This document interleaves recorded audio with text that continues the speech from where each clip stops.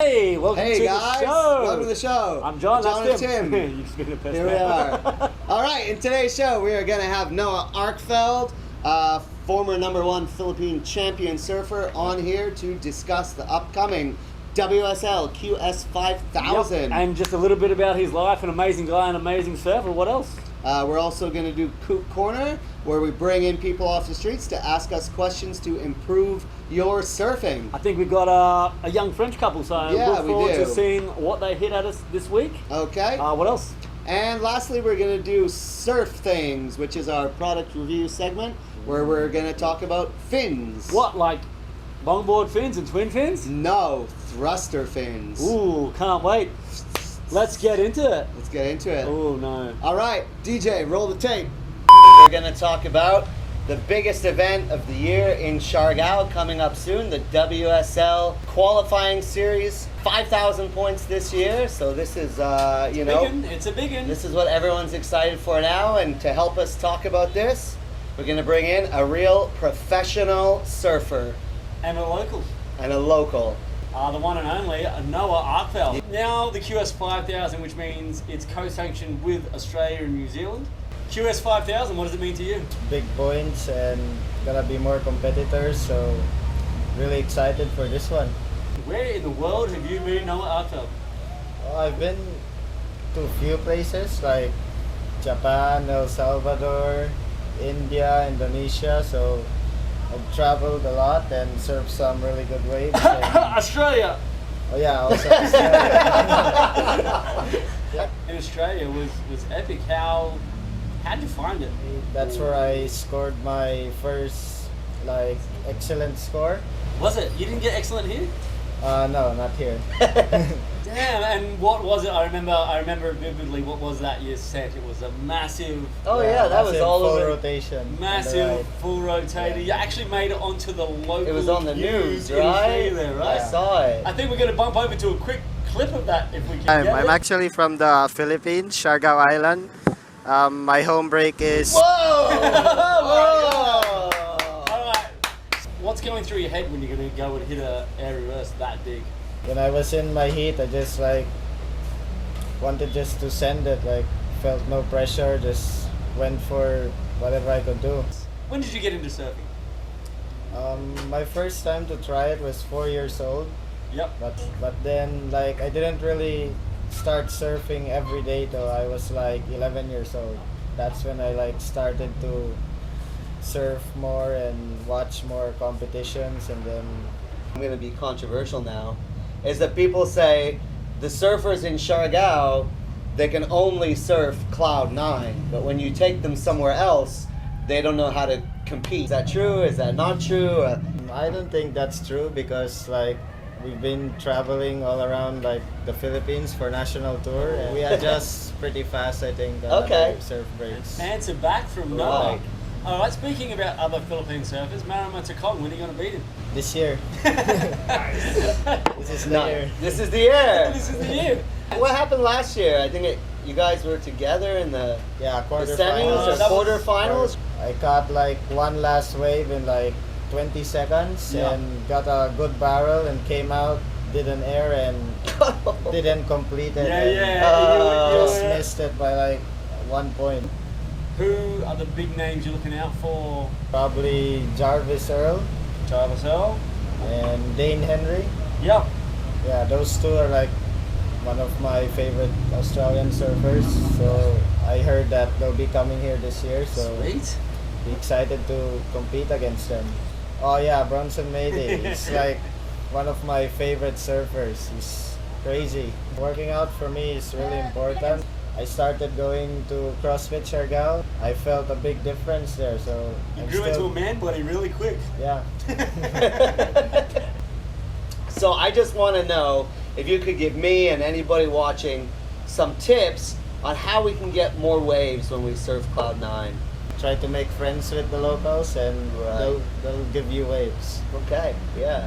I personally think that the Philippines has one of the best local surf crowds you'll find. Who do you look up to? Who do you idolize? It's actually Marama. Yeah. Yeah, Pitolido and Griffin Colapinto. Those two are my favorites. Hello? Hello? I'm filming a TV show. All right, guys, welcome to Kook's Corner with Tim and John. We have two beautiful, authentic surfers that we just pulled in off the streets. Can I get your name? Quentin. Quentin. Yeah. Nice to meet you. And Tiff And Tiff. All right, where are you guys from? from France. You're from France, and you also from France? Ça va? So, no, That's it for me. Comme ci, comme ça. I'm out of French. All right, so how long have you guys been in Siargao? We arrived 2 days ago. Okay, and first impression? Super cool. Yeah? very good vibe. Nice. Yeah, super nice. And what brought you to Siargao?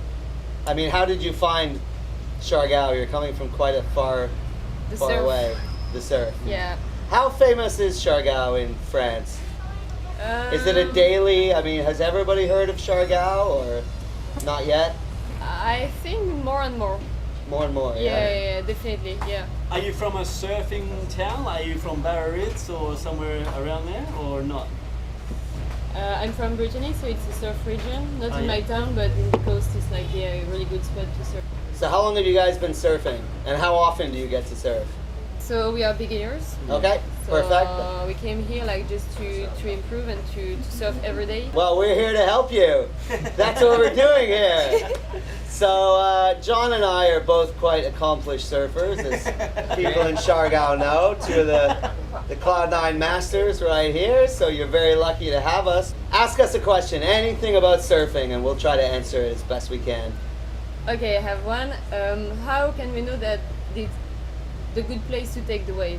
The best way for that, so you have beach break, you have point break, and you have reef break, right? You're familiar with all those three? On a beach break, things will change around, shift a little bit. On a point break, you're going to have a general takeoff area. That might change a little bit depending on the size of the wave. It might be out, it might be in. But generally, on a really good reef break, you'll have one spot where it'll all meet, it'll all break. If it's bigger, it'll be the same spot. If it's smaller, it'll be the same spot. Or line up maybe two landmarks. So you might see a tree on the foreshore and a tower on the back. And if you can line them up, that'll be the place you need to sit. But you still have to adjust your in and out then. And then That's why actually it's always a good idea to get a surf guide. Yeah. Even if you think, and I'm not saying you guys, but a lot of people, I don't want to get an instructor, I know how to surf.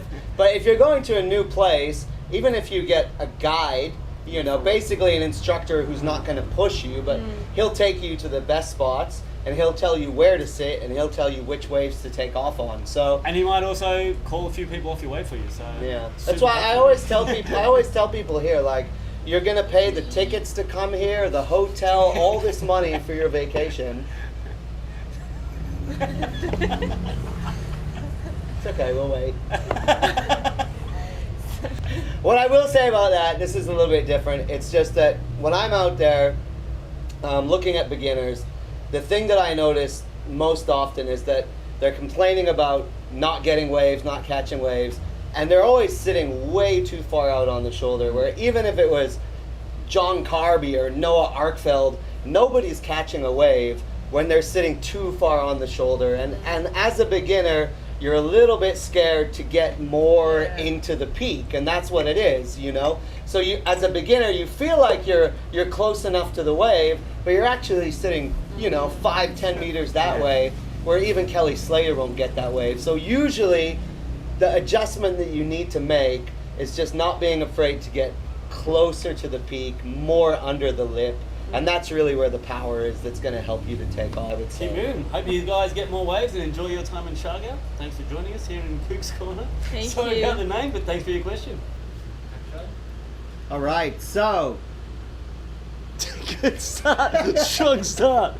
You're watching Surf Things with Tim and John. So today's surf thing is gonna be fins. We're gonna talk all about different kinds of fins, what they mean, what they do, which ones you should buy, and so on and so forth. And we're just talking very generically now about what you'll use for thrusters.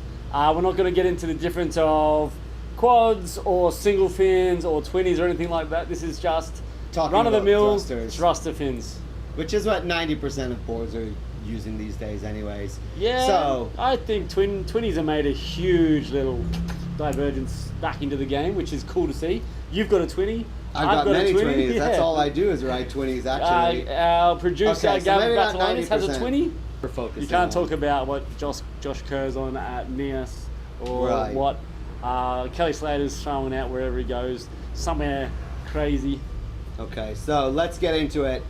What do we got? What do we got? We have very basic set of plastic thruster fins. Probably a little bit better now. We have a fiberglass fin. This is actually a honeycomb fiberglass. And then going to the top of the line, this is an original FCS high performance fin template. So John, you're gonna run us through basically the differences and who are these for. All right, let's start off with price. Tim, how much? Let's say roughly 1,000 pesos.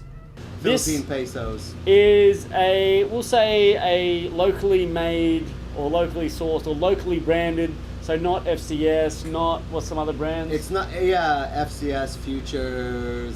It's not one of your major brands. This is done Yeah. by Fat Lip Surf Shop from a factory in China. And this is a molded fin with a honeycomb center. What's the Yeah. point of the honeycomb? It makes it lighter, I believe. Makes it lighter, so it's not a full fiberglass fin. You can see it's got a lot more rigidity compared to the plastic fin.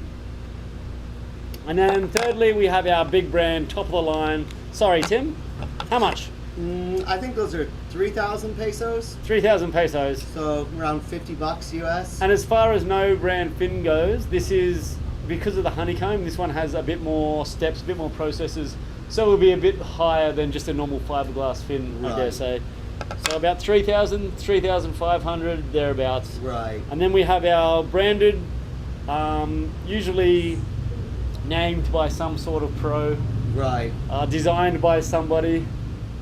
How much?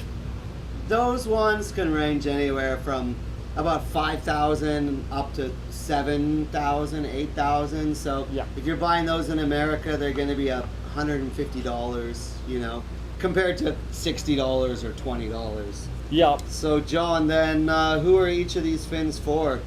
And does a guy like me need these fins, or? All right, so this is your basic starter pack.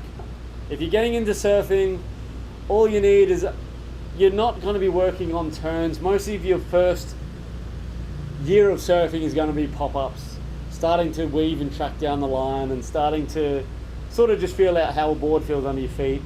Pop-ups, cruising, waves, ocean knowledge, everything like that's going into your bag. Your fins are just on the bottom of the board. You don't really know why, but you know they're there. So these will help give you direction so your board's not going to slip around like butter. You'll see the bodyboarders out there, no fins on the bottom of their boards. They take advantage, they do spins, they use rail. There's a few surfboards these days, those long, which are flipping back to the old school, the sliders, where they're spinning and twisting and everything as well. These three fins in your board basically keep you going in the direction you want to be going. Right. So if you're a beginner surfer and you don't want to spend all the money on all the fancy equipment, this is it. I think there's another big advantage of the plastic fins. Love it. I'd love to hear it. They're a lot safer.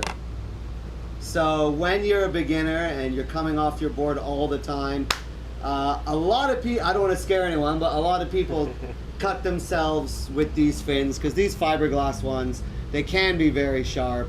And so when you're a beginner, it's actually safer to use the plastic fins. Like me one time, and I'm still a beginner, but I remember going over the falls, and as I was going over, my board flipped over and I actually smashed my face right onto the fin box.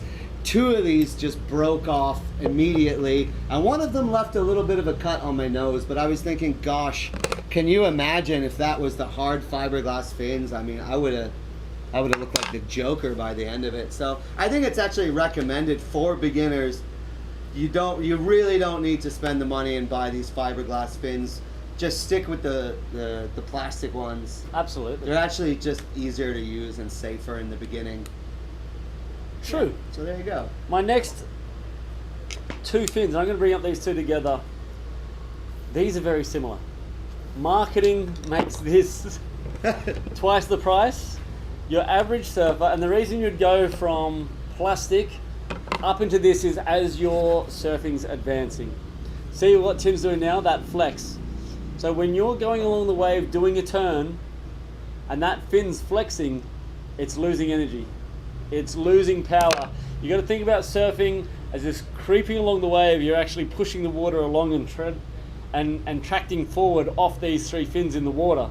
If your fins are all bending together, you're actually losing energy in that fin, just flexing back and forth. So if you're getting to the point where you're down the line, surfing's getting really good, you're starting to do a lot more bottom to top, and you're finding that things are lagging, exactly that, that's when your first thing you might do, before swapping boards even, you should invest in a set of these no-name generic fiberglass fins in your surfboard. And these would range for probably 80% of the surfing population who has stepped off from beginner through that intermediate to very good, and this is the pro end. These cost versus ratio, what you're getting from fins, for me, I'm still happy to surf on a set of generic fins because I'm not Kelly Slater, I don't have the science. Like I said, marketing in surfing is so on point and the markups are so exasperated that the cost of these fins are exactly the same to produce, or even cheaper because they do them by the thousands. I would say 90% of people that buy these, it's for the looks. It's not for the surfing. Honestly, like you said, if you're at that pro level, then yeah, you might notice a difference. But for 90% of the surfers in the world, you are not going to notice a difference. But your board might just look that much cooler, and that'll get you more chicks. So you might stumble across the shape of a fin. So this is what is the design of that, would you say? So basically they're just an all-around template, so a balance of speed and power and flow. And so this is basically like a PC5 or PC3, like that. So just it's nothing really fancy, but it's just an all-around balanced fin. The other designs, they'll squeeze the tip, they'll change the shape. I think you can even see it here. This one's probably, you see it's got more. Yep, a bit sharper, a little bit smaller, a little bit less. And if you're in a lab, you can see the difference. You'll see the difference, you'll know the difference. You can find the difference. Your average Joe surfer, just save the money. Go to a movie with your wife. I mean, if you can afford it, then go for it. You know, but and if you get the best of the best fins, at least you know it's not the fins. But then you got no excuses. Exactly. It does feel good. I mean, I admit it feels good to buy nice fins sometimes, but it's unnecessary. I've had them, and it also hurts. So quickly, let's talk about these three setups that we have in the top of these fins. You may have noticed.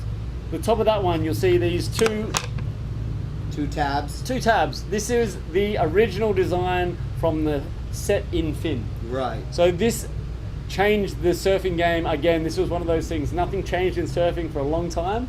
All of a sudden, you could take the fins out and you could change them for something else. Right, you could swap them in for something else. Fins were just glassed into the boards when they made them, and you would never change your fins. The shaper would glass the fin literally into the board. Which meant to travel, you'd have to get this thing called a foam block.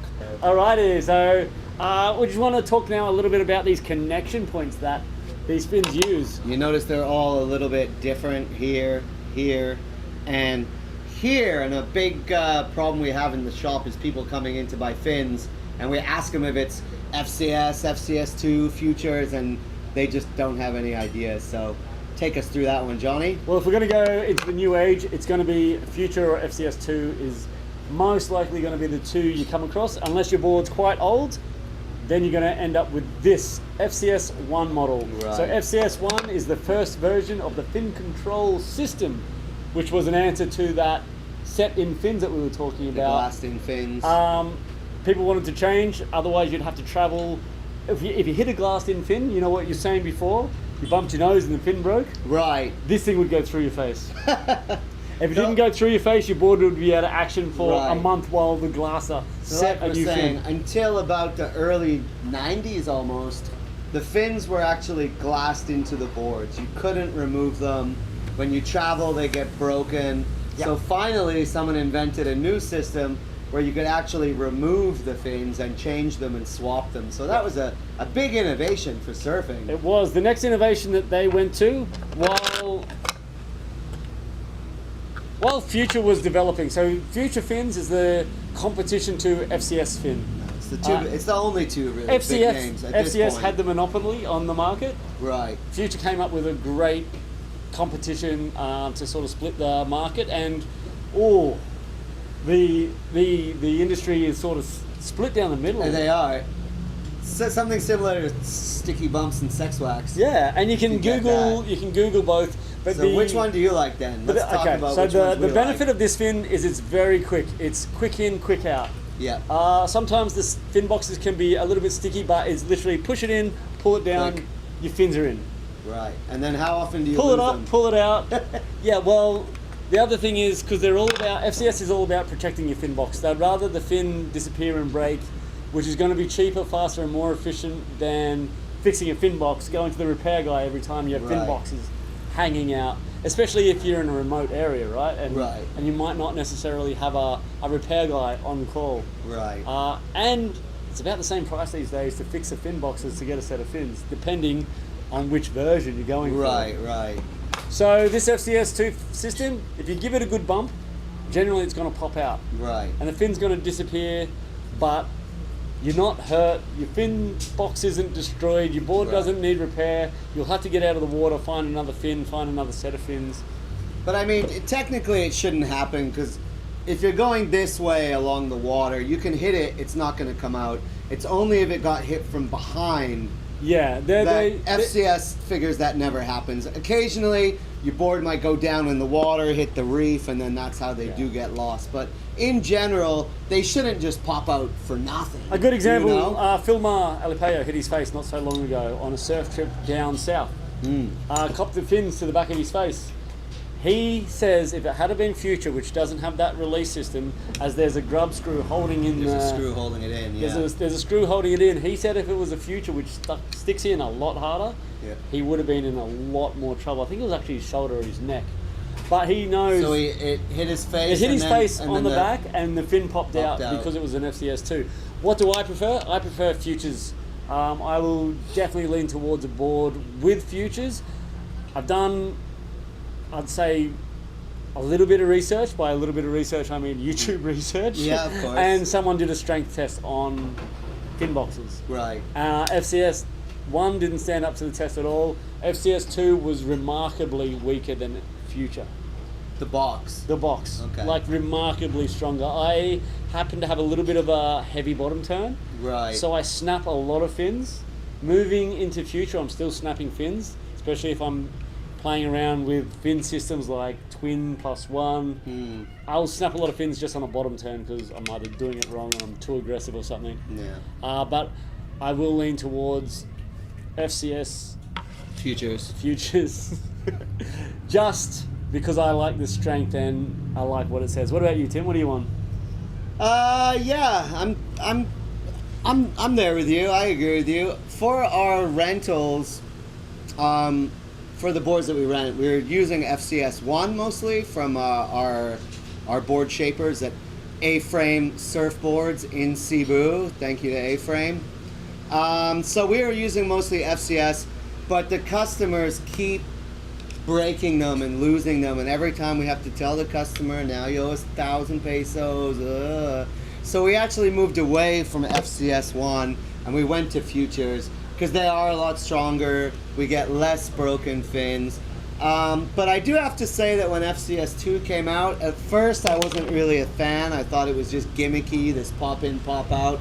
But now that we've been using them for a few years, I do like FCS 2. But I just recommend that even though it is that pop-in system, you can still add a screw in there, and then that'll just make it a bit more secure. Yeah, peace of mind that you're not going to Bit peace blow of away mind, yeah. 7,500 to 8,000 pesos Right. for duck diving too deep. So I do like FCS 2, but with adding a screw in just to make sure you're not going to lose it too often. Epic. And that's how I go. That's Surf Things. That's John Surf and Things Tim. with John and Tim's. Hope you learned something. You. Tim. Great episode. That was End a of lot of episode. fun. That was a lot of fun. Nice chatting with Noah. Man, that guy is getting somewhere. He's- You know, when you see that X factor in someone, I think he's just a kid that gets it. Yeah, well, when you've seen someone coming along since, you know, being a teenager to now, it's impressive to see his journey. And he's such a nice guy, you know what I mean? He's a nice guy. He's respectful. He's just a pleasure to be around. And then Yeah. you hit the water, and he's still that nice guy, but he's 6 foot above you, throwing a like mental air. Still one of the only guys that gives me waves in Club 9. That was cool. Thanks for that. Had a great time. We talked to that lovely French couple and gave cool. them some advice on how to get How and where to be. positioned better in the waves. Yeah, so I look forward to doing this again. We've got another one coming up. I think we should shout out right now to our producer Mahi Media, who helped put this together for us. Like the and fish. Our major supporter, Fat Lips, who have made this thing possible and gets to give us a platform to carry on like fools for a limited amount of time.